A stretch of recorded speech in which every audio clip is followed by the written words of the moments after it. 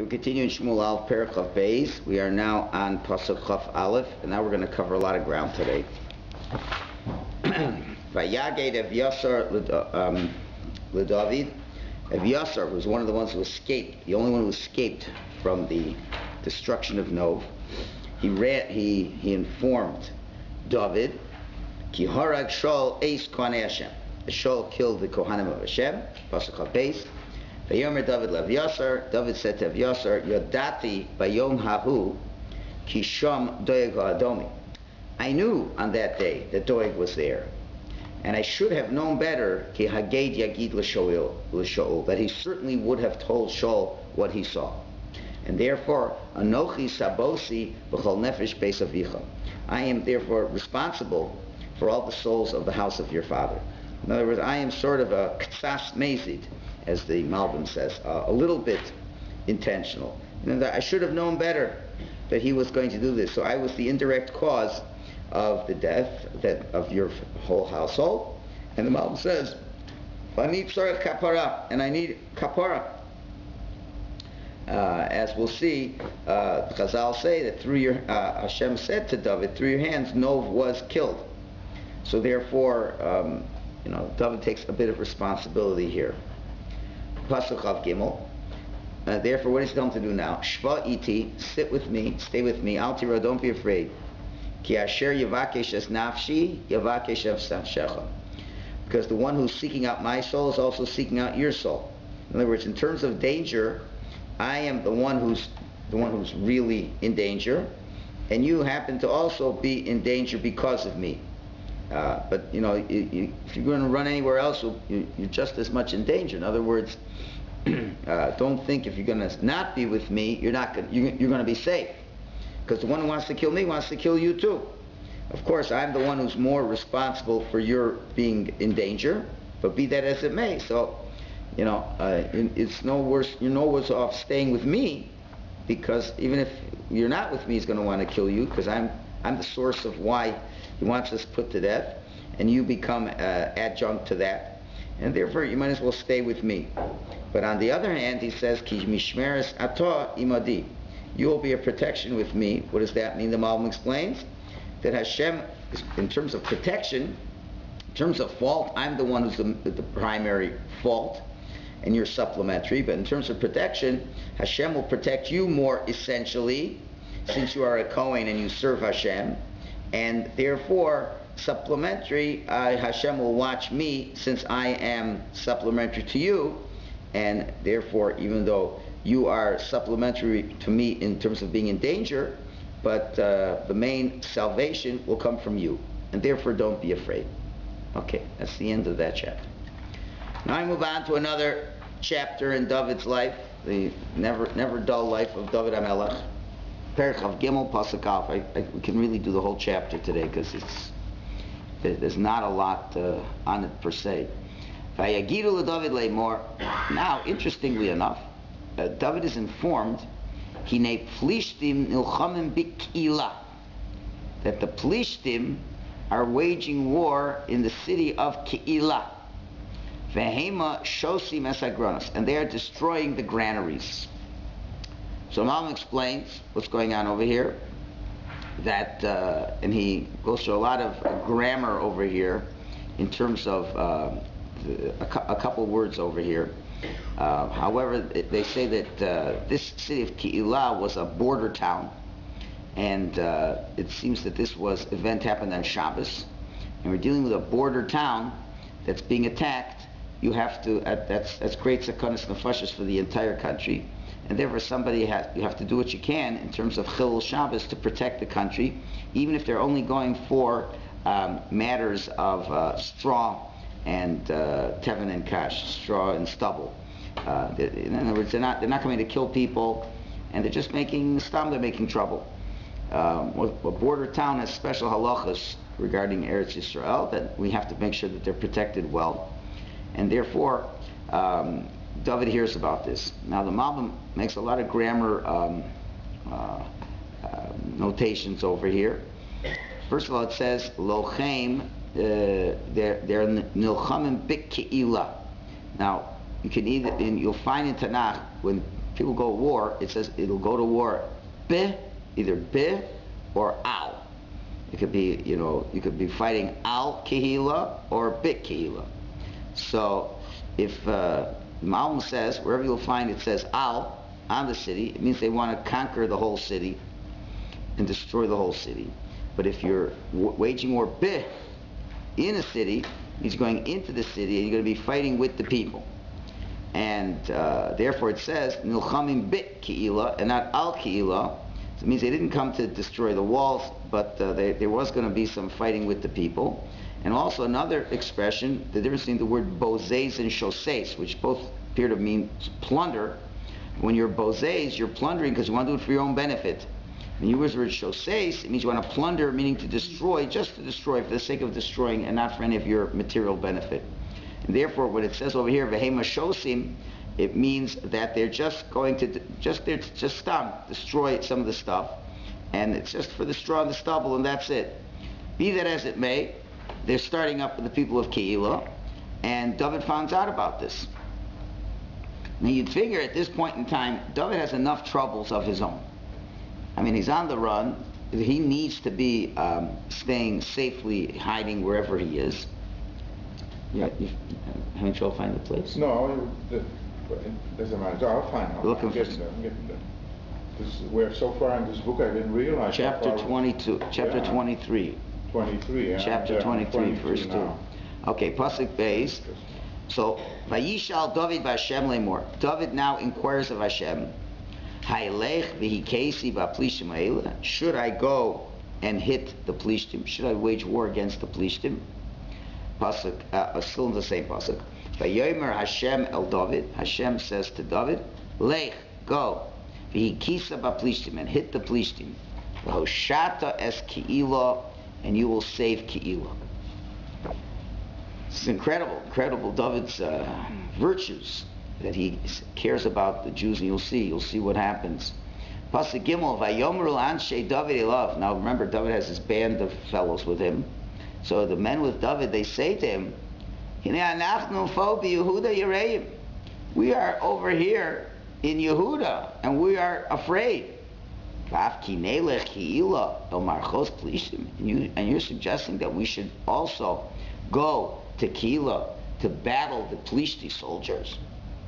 So Malbim explains the double concern that they had over here. In other words, David asked Hashem, and Hashem said, we're going. Now that's the end of the story. Well, apparently not, because all his band of soldiers were not prepared to listen to what Hashem said. So again, you can see these soldiers, these were, as we said, embittered souls, and certainly pessimists, no doubt. They weren't exactly soldiers. Doesn't matter. But the point is, if Hashem, they're not God-fearing either, to the point, because if you already asked the Urim v'Tumim, and Hashem said you go, usually you don't argue. So they said, they're very questioning whether they should listen to what the directive of Hashem is over here. And the Malbim gives the double reason why not. Why didn't they rely on what Hashem said? So the Malbim, again, looking at his expertise in grammar, if you look carefully, what did Hashem say to do the Plishtim? Hashem said, V'hikisa ba Plishtim. You will hit ba Plishtim and save Keilah. So he says it's a different. Use the word makeh to hit. If you use the word ba Plishtim, or which you'll find often, it should say V'hikisa es ha Plishtim, the Plishtim. What's ba? What's the word between ba and es? So he says, when it says V'hika es Plishtim, it means you will destroy all the Plishtim. Es Plishtim is the Plishtim, meaning all the Plishtim. But when you say, whenever you look, if you haven't, no, forget it. In this week's parsha, it says V'hikisa es Midyan. V'hikisa es Midyan. You will hit Midyan. Hashem, not this week's parsha, next week's parsha rather, but it's related to what happened. When Hashem tells Moshe, you got to avenge Midyan for what they did in last week's parsha, it says V'hikisa es Midyan, which means to wipe them all out. Whenever you have V'hikisa es, it means to wipe them all out. When you say ba, that means that you're only going to kill part of them. Okay? And many times when it says V'hika ba, it will tell you the number that was hit. So only partial, but not all of them. So therefore, what did David ask? Even David asked in the question, should I go v'hikisa ba plishtim? Should I hit some of the plishtim? Because obviously it didn't appear they would mass all their forces just against Ke'ilah.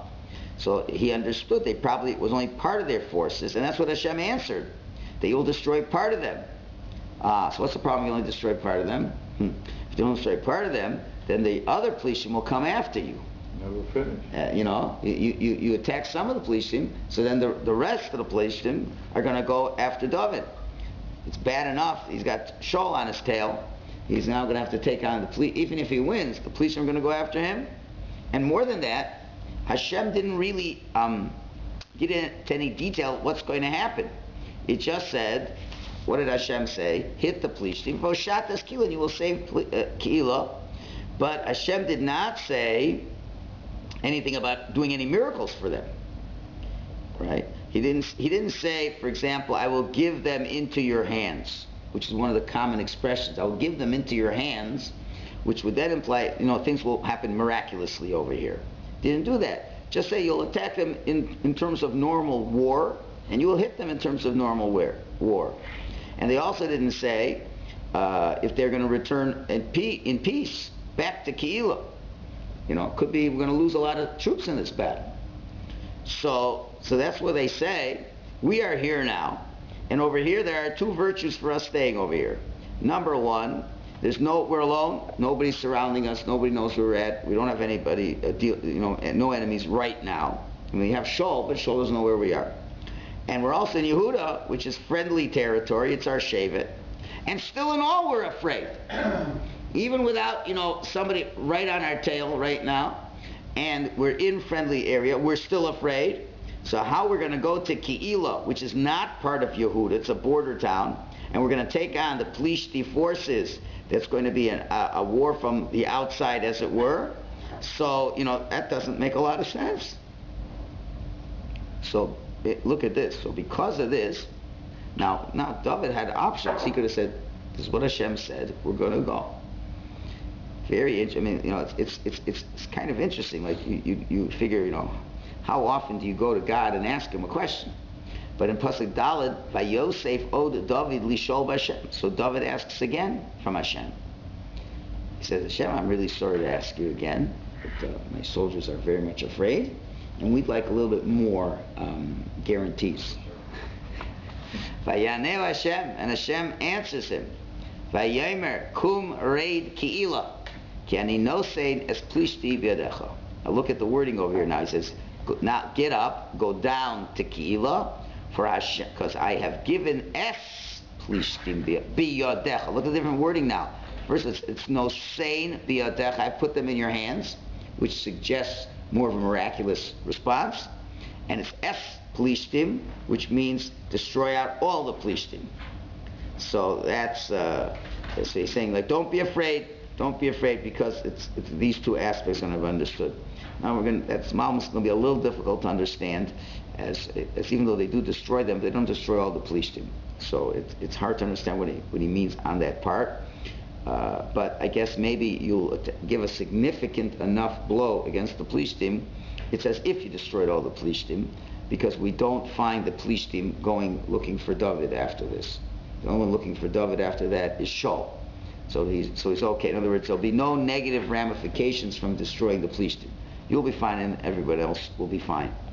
So it's interesting how you see, I don't believe David is faulted for this. I don't think anybody, when I looked around, I didn't see, it's just very curious that David, it shows, they may have a lack of emunah in Hashem, but David can't have a lack of emunah in Hashem. And David should have said, listen guys, Hashem told us what to do, and we're going to do what we have to do, and I'm not going to bother Hashem again. That's all. And it's interesting, there's no, besides the Malm's explanation over here, none of the regular commentaries has anything to say on this. Just the Metzudas just says to encourage his soldiers. He wanted to encourage them. In other words, they didn't feel encouraged. So vice the since there doesn't seem to be any criticism said about David for doing this, even though you figure you're bugging Hashem, seems that you're allowed to bug Hashem. If it's to encourage people, you can ask Hashem a second time. No, it's probably saying, Hashem, listen, I'm okay. I believe everything you want, but the rest of the people are not on my level. And you can't go to battle expecting everyone to be on the level that you're at. And therefore, you're allowed to bother Hashem another time for that. So that's what he does. So now they're all encouraged. He says, no, Hashem was really clear. He says, it's going to be miraculous, it's going to be good. So Pasuk Hey, Vayelech David v'anoshav ki'ila. So David and his men go to Ki'ila, Vayilochem ba Plishtim. They fight against the Plishtim. Vayinahag es miknehem, and they lead away their cattle. Vayach b'hamaka gedola. They hit them a big decisive blow. I guess because of the decisive blow, that's why the Plishtim aren't going to follow them. Vayosha David es yoshve Ki'ila, and David saves the inhabitants of Kehillah. Now the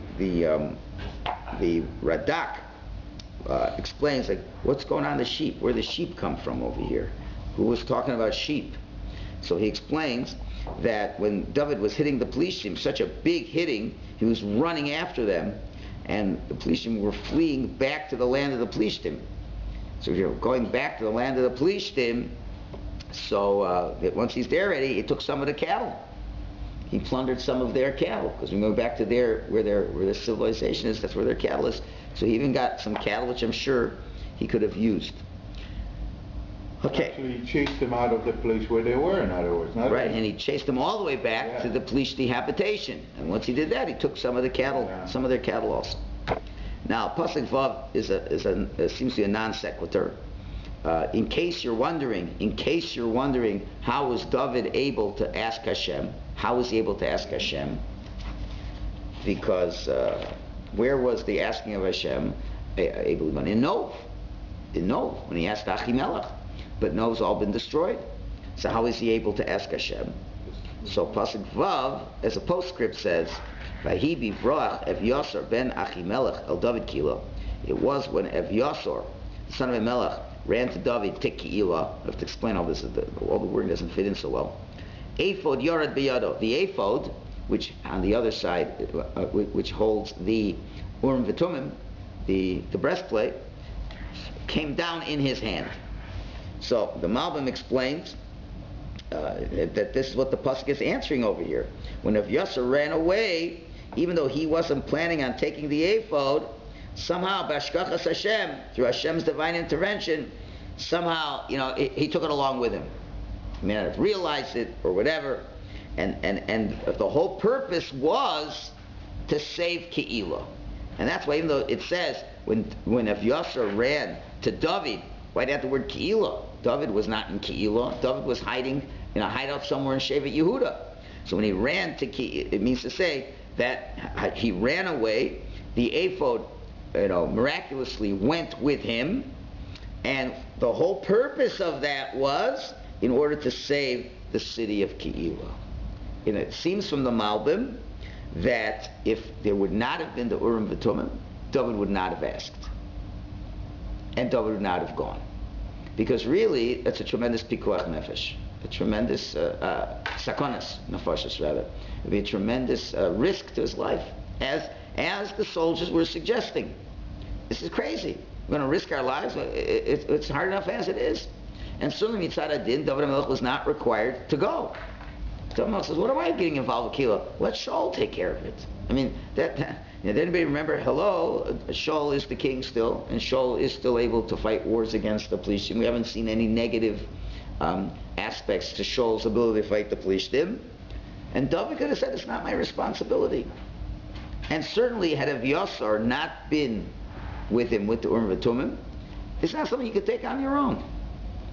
So David HaMelech, since Urim V'Tumim was there, he said, okay, I can ask Hashem. What Hashem tells me, that's what I'm going to do.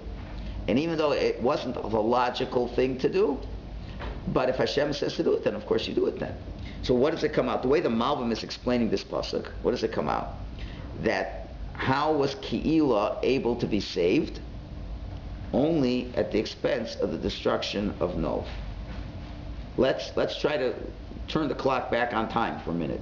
Let's say Doeg was not in Nov when David went there. So what would have happened? He would not have said Lashon Hara about Nov. And Nov would have been peacefully living their lives. finished. David would still be on the run. David would find out about that Keila's in danger. He said, well, I'm really sorry for the people in Keila, but I'm really halachically not obliged to do this, and probably not allowed to do this. If I could ask the Urim V'Tumim, I would ask, but there's no way I can run to Nov, because they're looking out for me, and he would not have saved the city of Keila. Now, what would have happened if Shul would have fought a battle with Keila? We do not know.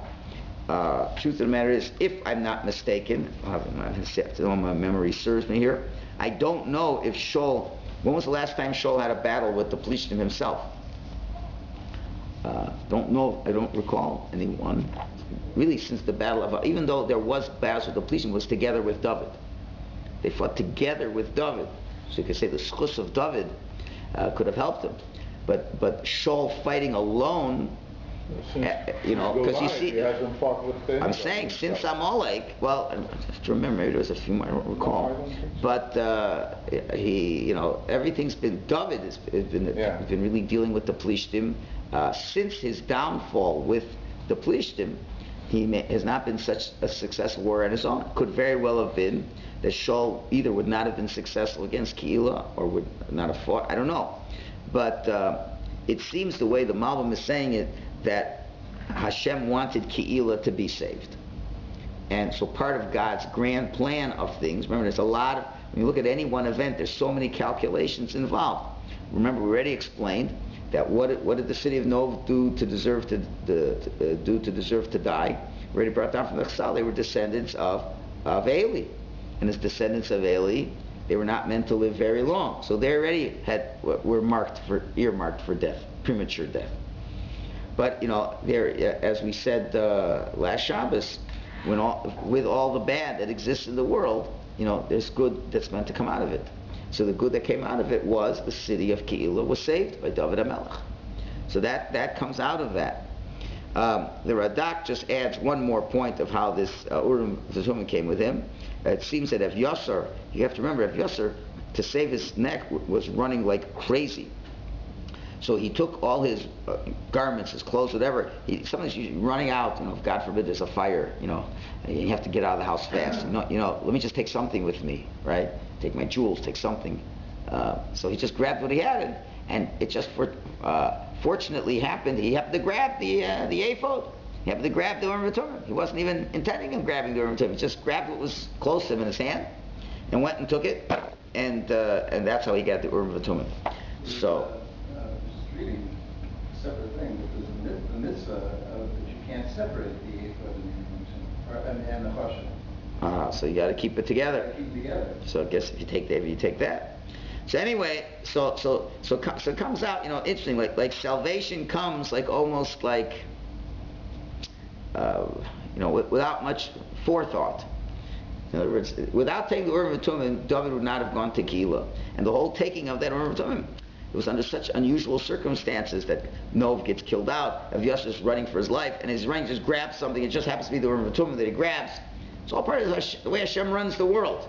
So Hashem knew exactly that Keila is supposed to be saved, Nov is not supposed to be saved, and you just got to bear with it and just follow what Hashem's plans are. And David is just blindly letting Hashem follow him. That's all he can do.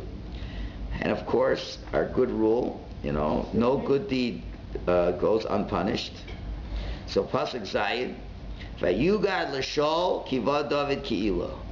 So Shul was informed that David came to Keila. Right? Now, of course, David has now won the war, and he figures, now I've got a good place to stay in Keila. These people owe me a lot. I went and saved their lives. Vayomer Shul Nikar Oso Elokim Biyadi. Hashem has Nikar. The Malbim says, there's only verb tense of this word you find in the Torah this way. Nikar means, from the context, the Malbim says, Hashem gave over. Garso Elokim Biyadi, the attribute of justice. Hashem has given over David in my hands. Ki niskar lavo be'ir delosayim uvriach, because he has locked himself to come into a city that's got gates and a bolt and a wall and everything. Again, as a border city, it would have to be fortified. So the Malbim, we have two pshatim over here, the Malbim, and you've got the Radak. Let's which one should we do first? Not the Radak. What do we got over here? 1 second. Yes, yeah. So let's first do the Malbim. He says that means giving over, and he says it comes from the word, obviously the word nikar comes from the word nachri. Nachri means a stranger, a non-Jew. Even though they're called oved kochavim, they're also called a nachri, because a non-Jew in terms of our relationships is a stranger. So now he's saying that Hashem has caused David to be like a stranger, meaning to say, I can treat him like a stranger now, meaning as a total enemy. And now I can come to the city, and I can come to him as a rebel against Hashem. Now I've got an excuse to deal with him this way, because since he now has put himself up in a fortress, that means he is taking, he wants to get the best protection possible. And I could say, listen, you see he's rebelling against me. He's staying in this fortress because he's trying to fight against me. And you could also suggest, even though he didn't say it, what's David HaMelech to single-handedly go to battle against the Pelishtim without Shaul's permission? If you're, no matter what kind of general you are, you got to get the permission from the king. And certainly everyone knows he didn't get permission. So he's mamish acting like a king. I'm the one. I'm sure Shaul would have known about Keilah very soon, and he would have gone to battle. He certainly would have gone to battle against Keilah. So who is he to go usurping my powers? And now he puts himself up in a big fortress. So he's clearly showing signs of revolution, and therefore I can treat him like a stranger. He's acting in a way that I can treat him like a stranger. I've got the opening I want, that I can now formally announce. So far only the closer people knew that Shaul wanted to kill David. But now this was open, brazen chutzpah. Now I can go and attack it. That's how the Malbim learns this. I'm sorry, it's the Ralbak, not the Radak. I made a mistake. 1 second. Which one? It's the Ralbak. He says that Hashem has the he uses the word nachri for more of heker, to recognize, from word of recognize. And he says, what he means to say is that he took away David's recognition, and in other words, he caused David to not think straight. To not think straight, because now he did something that will make it easy for me to catch him. In other words, so Hashem took away his recognition. And why is that? Because one thing he should have been done, no matter what you do, he shouldn't have stayed in the city of Keilah. Because when you're in Keilah, you're trapped. You know, because if once Shaul gets into Keilah, there's nowhere for David to run. If anything, you stay outside of Keilah. As long as he's not in a city, he's not, surrounded, he always has room to escape. But he has no place to escape now. So he has lost his hakara, he's lost his recognition. This all came from Hashem. So he looked at this as a sign from Hashem. You see how everybody turns things around? He should have said, listen, if Hashem let the Pelishtim fall to his hands, you see that Hashem is with him. And more than that, because the 600 soldiers who were with David, they were right. What business do we have fighting with these guys? We have bad enough. And he should have understood this aside from Hashem, the opposite. Leave him alone. If he's such a bad guy, you think Hashem will make all kinds of miracles for him? If he's such a Rasha Marusha, like you say he is, why would Hashem give him success in battle? And now it's without you. So instead he should have learned that Hashem is with David. See, once your mind is skewed, you twist everything around. You're saying, now for sure he's going to be in my hands. It's going to be no problem, I'm going to take care of him. Okay? So now what does Shaul do in Pasuk Ches? Vayishama Shaul es kol ha'am ha'milchama. He gathers the whole nation to battle. Everybody. Why? Loredes Keilah, to go to Keilah. Now remember, CNN was not around in those days, and they didn't give you up-to-the-minute coverage. Because, Shaul maybe has his higher intelligence out in the field telling him the up-to-date information. But the common Jew doesn't know. So as much as Shaul understood that Keilah was captured, news comes slowly. What first was known to everybody was that the police were surrounding Keilah. So he didn't let everybody know that David destroyed Keilah. Rather, he calls everyone and says, listen, we have to go to Keilah, the police are there. So that way he's able to get everyone to come. It's a border town. Remember, it's a border town. We got to do what we got to do to save the border town, so it's going to be a danger for everybody. So he's able to get everybody to say, we're going to go down to Keilah. So nobody knows the real reason. They think the reason is we have to attack the police. He's got everybody there.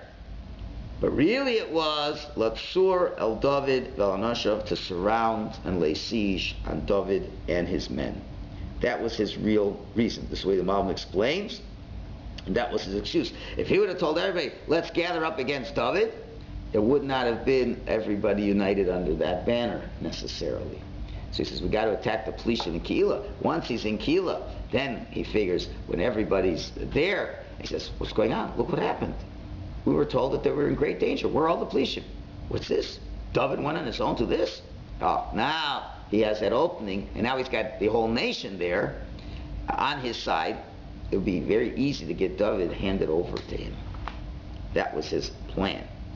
And of course, Hashem always is helping David. Tes. Vayeda David ki olav Shul macharish hara. So David understood that Shul is clandestinely, secretly planning evil. He understood, because he's trying to wonder, how did he mass everybody up to come against me? Everybody likes me. So must be he's fooled everybody. Vayomer lav Yasser hakoyin hagisho ephod. So he comes to Yasser hakoyin and says, bring the ephod. See, David is always using that ephod. He's always asking Hashem every step of the way. Once he's got the ephod, he's not making a move without the ephod, because he understands that, that you can't trust your own instincts over here. There's too much bias over here. I mean, David is afraid he will hate Shaul. So it's the third time in a very relative short amount of time that he's asking Hashem from the ephod. Pasuk Yud, Vayomer David, Hashem Elokei Yisrael, Hashem the God of Israel. Interesting that this time, last time it just said, he started talking to Hashem. Here he's giving a whole introduction. Hashem Elokei Yisrael, Hashem the God of Israel. Shamoah Avdecha, your servant has certainly heard. Ki mevakeh Shaul lavo Keilah, that Shaul wants to come to Keilah. L'shaches lo'ir bavuri, to destroy the city on my account. I'm sorry? Where does he understand that Shaul is coming to destroy the city, as opposed to just... that's a good point, and the truth is the commentaries don't give any reason. But it could be, meaning to say, he'll say, you got to give over David, and if you don't, let's think this out rationally. David just saved Keilah, yes? What's David's thinking over here? Shaul's going to come to Keilah and say, hand over David. What would the people of Keilah say? No way. No way. What are you talking about? He just saved us. Yeah. What, are you crazy? Are you nuts? So now what's going to happen if the city of Keilah will not give over David? Same thing happened with Nov. Now this is more. Now you know I want him and you're harboring him. So David is thinking, obviously, it's going to be a tremendous massacre. It's going to happen over here. So, and he's coming bavuri. He's coming on my account. And again, the Malbim explains there's a difference. Bavuri means because of me. There's also another word in Hebrew, biglali. There's biglal and bavur. Both in English translate on account of. And the Malbim says the difference in the word biglal and ba'avur. Biglal usually deals with something of a previous, you don't say on account of me. It can be on account of me in the past or account of me in the future. On account, I'm doing this on account of you. What do you mean on account of you? It could be on account of something you did in the past or account of something that's going to be in the future. So Mom says, when it says biglal, biglal avot, right? That means because of the patriarchs, that's in the past, right? Bavur is because of the future. So, if we're dealing with the past, so what's going on? If he wanted to destroy the city, biglali, what would it mean? That's not what it wrote. It would have said biglal, mean that which they took David, they took him in already. They already took me into the city. So because of the past, then he'd come to punish us. That could be one way. But if he's only, but if on the other hand, it's what's going to happen in the future, so what's happening in the past, he may not punish them. They put me in, he's not going to punish them for that. But now he's going to ask for them, and they're not going to hand them over. Then that's going to be bavuri. That's going to be on account of me in the future. It's going to destroy them all, right? And it could be, and so what's going to happen? Now he's beginning to think, well, what is going to happen? So on the one hand, Shaul's coming to destroy the city, meaning Shaul's thinking if they're not going to help, he's going to destroy the city. So now comes the question, what? Pasuk Yud Aleph, Hayaskiruni vale Keilah biyado? Will the people of Keilah hand me over into his hands? Hayirei Shaul kasher shema avdecha Hashem Elokei Yisrael? Will Shaul, when he hears about your servant of Hashem, will he go down to me and trying to get me? Hagedna lavdecha, please tell it to your servant. Now, the commentaries have a lot to discuss on this because the order of he's asking two questions, and the questions seem to be out of order.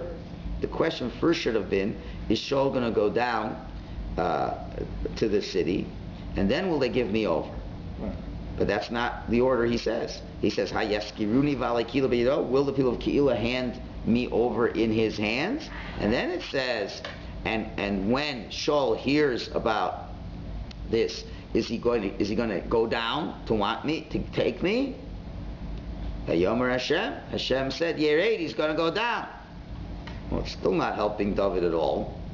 Hayomer David, so David in Pasuk Yud Beis says, Hayaskiru bale Keilah osi v'esanashay b'yashol? Will the people of Keilah? Now remember, it's not Anshe Keilah, it's Bale Keilah. Bale means like the masters of Keilah, which probably means the politicians. It's not the locals might be loyal, but the politicians are worried about their jobs and everything else, so they'll give them over. Will they give me over? Am my men with me in Hazashol? They will give you over. So we'll follow up more on this tomorrow. But just you see one thing very simple, that even though David saved the city of Keilah, absolutely no loyalty to David over here. And David, not only does he save the people, not only does he put his life in danger to save the people of Keilah, they show no hakaras hatov, no gratitude to David, and Hashem says they'll hand you over like nothing. And again, David can lose a lot of faith in mankind from what's going on over here, and we'll have to see. And about the order and all that, we'll discuss more tomorrow, Mitzvah.